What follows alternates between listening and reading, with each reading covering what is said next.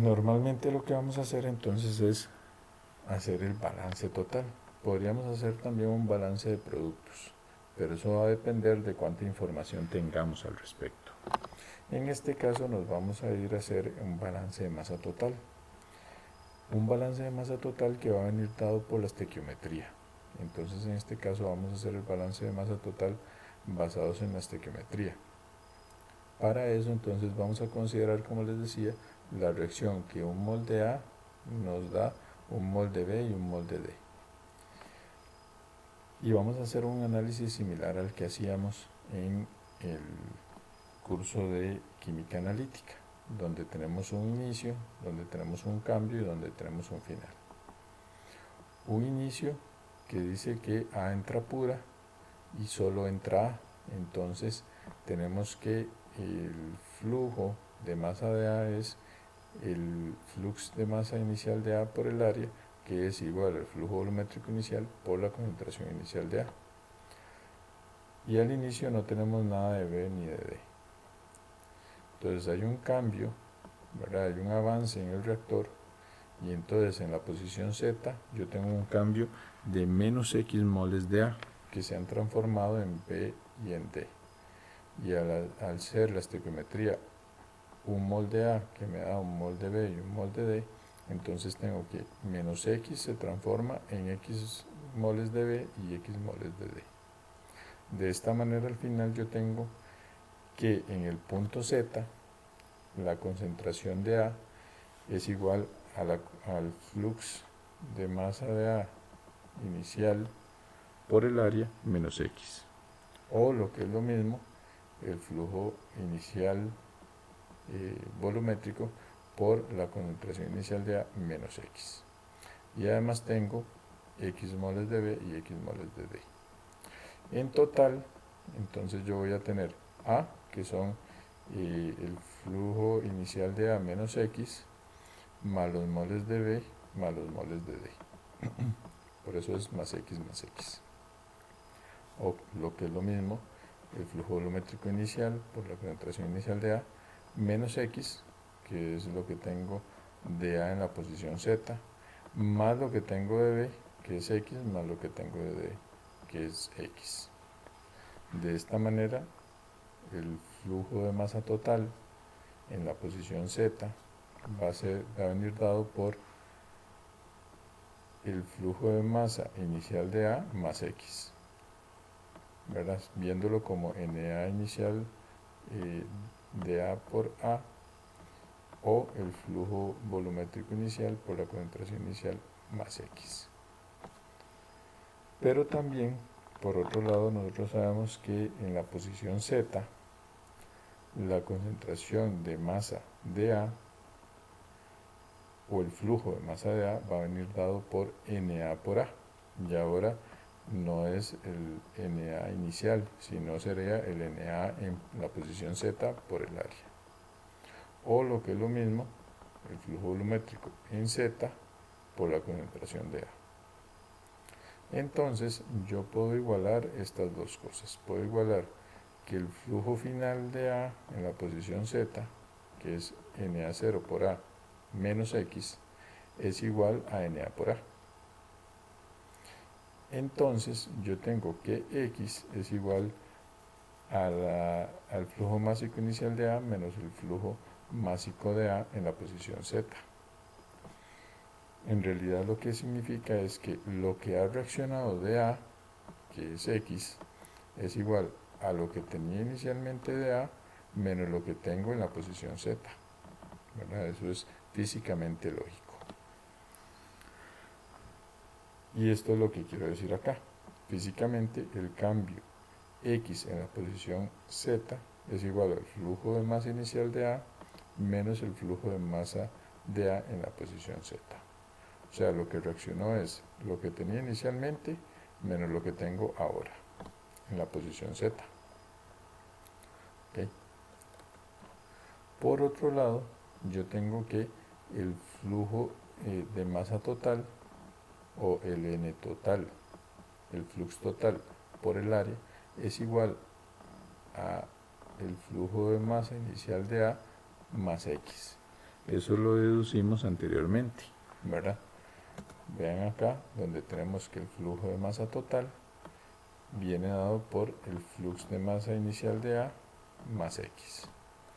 Entonces el flux total por el área es el flux inicial de A más X. Pero sabemos que X es el flux inicial de A menos el flux de A. O sea, que el flux de masa total de A, que el flux de masa total por el área es igual a 2 veces el flux inicial de A menos el flux de A en la posición Z. ¿De acuerdo? Viéndolo en términos de flujo volumétrico por concentración, yo tengo que el equivalente sería que el flux de masa total por el área es igual a 2 veces el flujo volumétrico inicial por la concentración inicial de A menos el flujo volumétrico en la posición Z por la concentración de A en la posición Z. ¿De acuerdo? Entonces esta relación es importante y la podemos ver de cualquiera de estas dos formas. De la ley de los gases ideales yo tengo que el número de moles es igual a la presión por el volumen entre la constante R por la temperatura. Entonces la concentración total de gases dentro del reactor viene dado por N entre V. Vean que eso es una constante porque el reactor es isobárico e isotérmico. ¿De acuerdo? Entonces, ¿qué es lo que quiero decir con esto? Que la concentración de gases no varía. ¿Y por qué no varía? Porque a pesar de que hay más moles de gas, también hay más volumen de gas. Entonces resulta que la concentración de gases no varía, porque el sistema es isobárico e isotérmico. En particular, resulta que al inicio, precisamente también la presión y la temperatura son iguales que en cualquier otro punto. Entonces lo que quiere decir es que la concentración total de gases en realidad también es igual a la concentración de A al inicio. ¿De acuerdo? Precisamente por esta relación de gas ideal. Aquí es sumamente importante tomar en cuenta que esta relación es así por estas razones. Primero, porque el sistema cumple la ley de gases ideales. Segundo, porque el sistema es isotérmico e isobárico. Y tercero, porque la sustancia A entra pura. Si A no entrara puro, resulta que ya esto no puede ser así, porque entonces tendríamos ahí sustancias también probablemente gaseosas que acompañan a A y por lo tanto también tendrían que estar dentro de esta concentración total de gases. Entonces aquí lo importante es que A entra puro y por lo tanto esa concentración inicial de A es igual a esta expresión de P entre la constante R por T.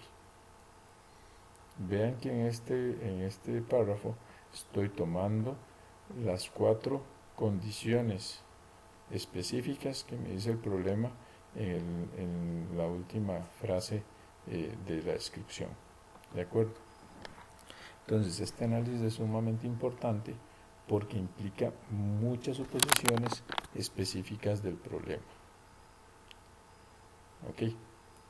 De esta manera yo podría decir entonces que la concentración total, que el flujo total de gases que viene dado por el flux total por el área es igual a la concentración total de gases por el flujo volumétrico en Z.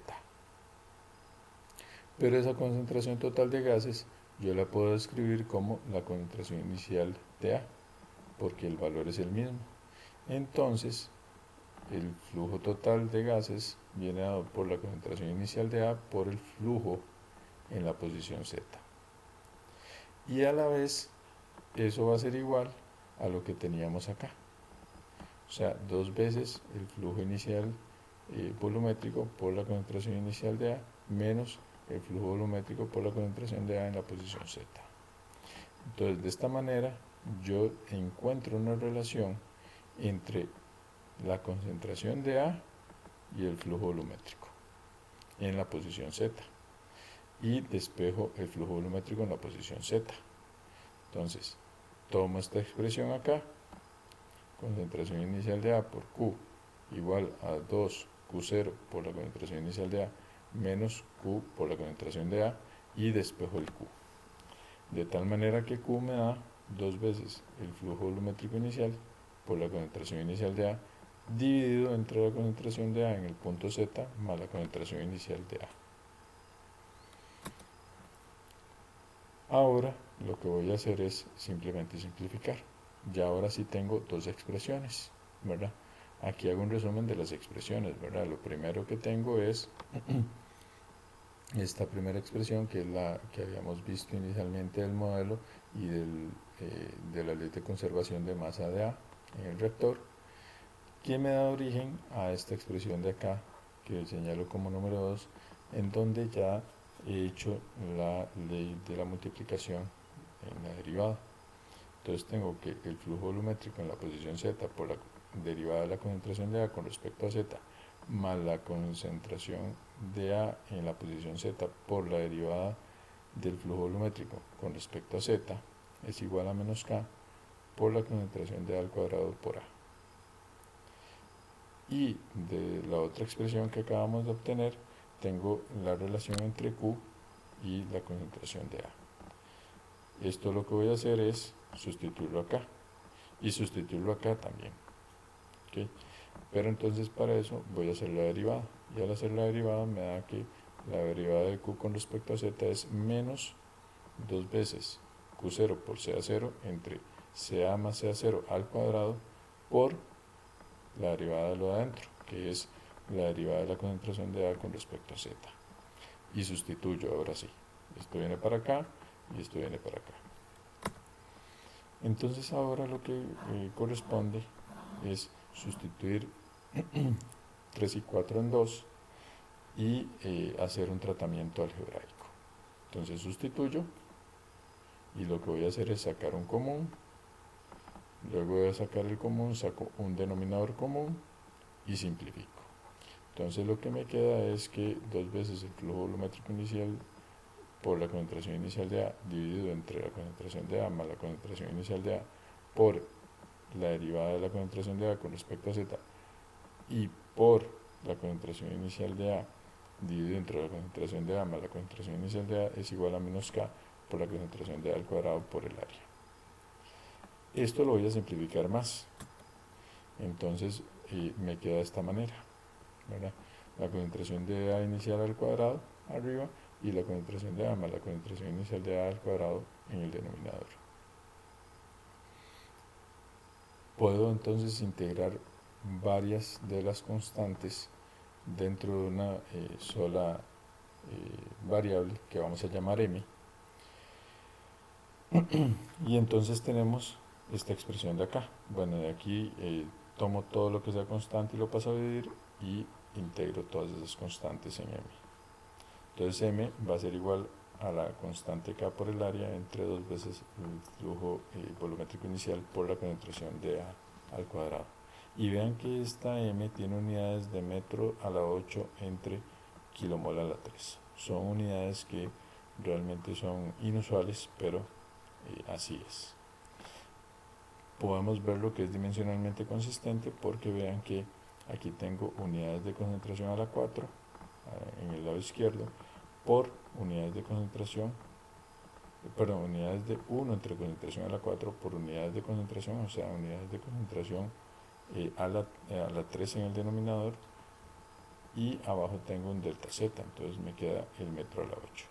O sea, en otras palabras, esta expresión de acá, que es la ecuación diferencial que resuelve el problema, es dimensionalmente consistente.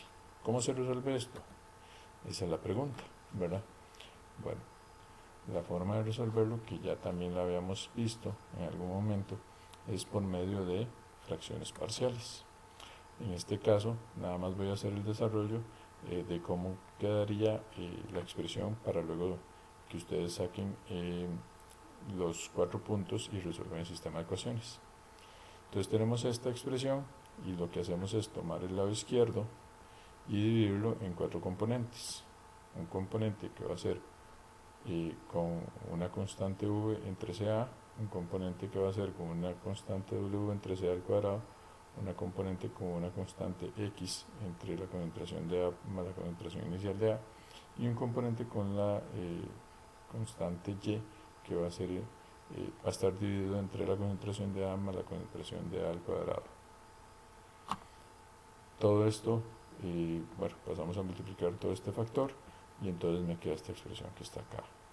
De esta expresión que está acá, lo que hacemos es sustituir la concentración de A por 4 puntos diferentes, ¿verdad? 4 números diferentes, y obtenemos un sistema de ecuaciones diferenciales que sea linealmente independiente, y con esos 4 ecuaciones diferenciales obtenemos el valor de v, de w, de x y de y. De esta manera obtenemos los valores de las constantes y procedemos a hacer la integración. En este caso tenemos el modelo que queda de esta forma. No lo voy a decir porque es un poco largo de decir, pero aquí lo podemos ver en la primera parte de esta fórmula. Con esta ecuación que tenemos acá, lo que vamos a hacer es aplicar la condición contorno, que en este caso tenemos una única condición contorno, que es que el valor en Z de la concentración de A es la concentración inicial de A, y de esa manera obtenemos la constante. La constante en este caso es 1 entre la concentración de A inicial al cubo por 3 medios menos 2 logaritmo de 2. Aspecto que es bastante inusual también en el sentido de que normalmente no dan números así tan exactos, pero bueno, en este caso es un caso muy particular. Bueno, entonces sustituimos la constante y vamos a reacomodar, entonces de tal forma de que tenemos el modelo total arriba, ¿verdad? Y que es igual a menos m por z, de tal forma de dejarlo así, con todas las concentraciones en el lado izquierdo y menos m por z en el lado derecho. Vean que al hacer la evaluación en z igual 0 y sustituyendo CA por CA0, me es dimensionalmente consistente. Y no solo dimensionalmente consistente, sino que cumple la condición contorno 1. ¿Y por qué? Porque al final me queda que 0 es igual a 0. Todo esto se simplifica y todo esto se simplifica y me da que de aquí, desde el inicio hasta este punto, me da un positivo que es igual a el negativo desde este punto hasta el igual. Entonces este lado izquierdo me da 0 y el lado derecho es 0 porque z es 0. Además vean que el modelo es dimensionalmente consistente porque el lado izquierdo de la ecuación, que es este que está acá, tiene unidades de concentración a la 3 en el denominador. Vean, este tiene unidades de concentración en el numerador y tiene unidades de concentración a la 4 en el denominador, o sea, tiene unidades de concentración a la 3 en el denominador. Este segundo elemento tiene unidades de concentración a la 3 en el denominador. Dentro del logaritmo es adimensional. Y este tercer elemento, dentro del paréntesis adimensional, y está multiplicado por unidades de concentración al cubo en el denominador. Y por otro lado hemos sacado que m tiene unidades de metro a la 8, por kilomol al cubo, por z, que es unidades de metro. Entonces me quedan unidades de concentración a la menos 3, que es consistente con el lado izquierdo de la ecuación. Entonces vean que la expresión es dimensionalmente consistente y cumple la condición contorno inicial, y por lo tanto comprobamos el modelo. Este es el modelo que rige para este reactor tubular, en donde se da una descomposición gaseosa de un componente A en dos componentes gaseosos, duplicándose el número de moles. Esto sería todo por este problema y quedo a su servicio en caso de que tengan cualquier duda. Muchas gracias y nos vemos en un próximo video.